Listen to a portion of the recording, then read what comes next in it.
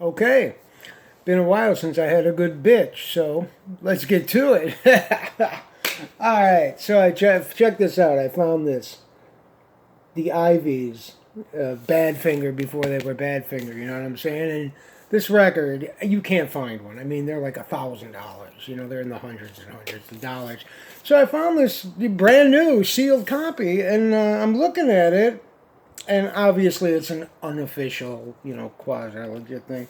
And the label is called Audio Clarity, and it rang a bell because a couple of weeks ago I got this record, the Gary Walker and the Rain. Gary Walker is the guy in the Walker Brothers who didn't do anything, but he had a freak hit in Japan, and he brought the band over there. And speaking of Badfinger, that's Joey Molland right there, who became, a member of Badfinger, Kismet, huh?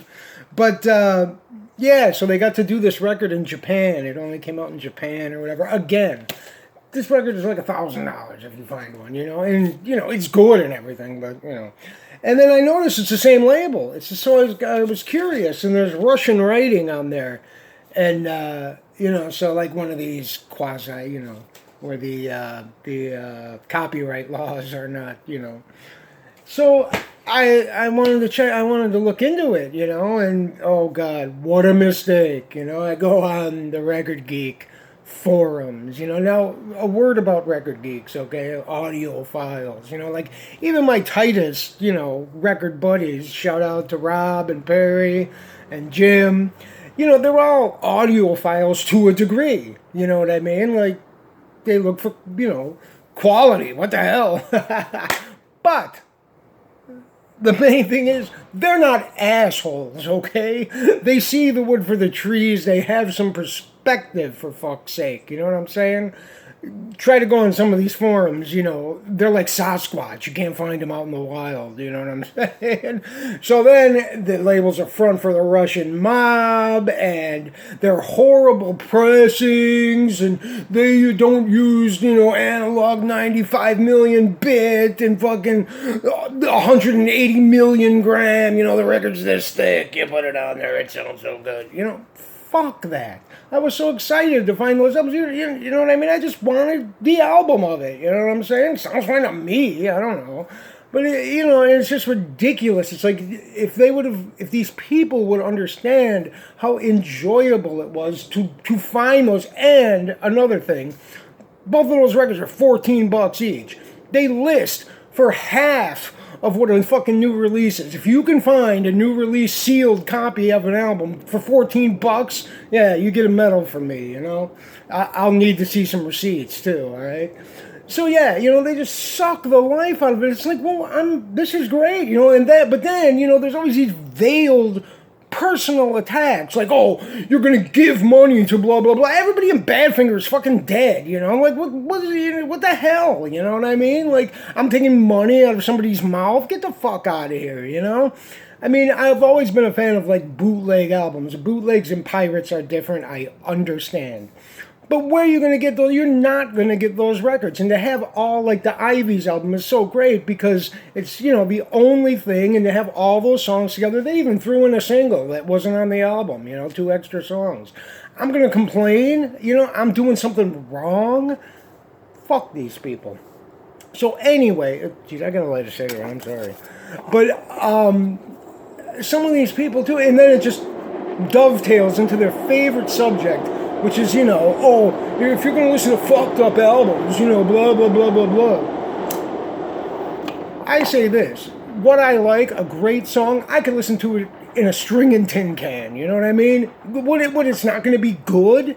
This is insane. And I'm going to give you a quick example. God, we've been going on. Okay. There was a song. It's called Didn't It? And full disclosure, I first heard it, NRBQ played it live. And I got it on a bootleg tape of one of their shows, and I was like, "This is the fucking greatest song I ever heard." It was so great, and I didn't know who it was by. I did at first, and I subsequently found out it's a Drifters song. It's by the Drifters. I mean, I've got Drifters albums. I've got some. It's not on any of them, and I couldn't find the single, but it's like such a great song. So okay, a little while back, a couple weeks ago, I find this. And right there, baby. There it is. Okay. Look at this album. You know, it was a book, by the way. You know, coming out of the bottom. Whoop, there it is. Okay. You know, it's as my friend Perry would say, it's hammered. But it's like, I put this on. I went right to this song, you know, listen to the whole album. You know, I know most of these songs. And you know what I mean? Like, what could be better than that? What could be better? Like, if this album was 100 million gram this thick or whatever the hell, or you bought some needle in fucking Taiwan for $8,000 or whatever, it's going to be better. It's going to be better. I played it like 5 times in a row. You know what I mean? It's just an epiphany. Isn't that what buying fucking records is about? I don't get it. And, you know, people trying to say, like, my enjoyment was lessened because I bought that dollar album and didn't look for whatever the fuck, you know what I mean? And it goes to those other, oh, those aren't mastered from the tapes, you know? It's like, who has the tapes of the fucking Ivy thing? Apple Records or whatever? It's just not possible, you know? So what are you supposed to do? Go without? It's ridiculous, you know what I'm saying? So, okay, I feel better now. I have to go out for a little while. So just sharing this with you, the you know, the right thinking public, the people that know, the people that are my friends. So you've really helped me get it together to go outside now, and I feel like I've cleansed this, you know what I'm saying? So thank you for listening, and you all have a very good day.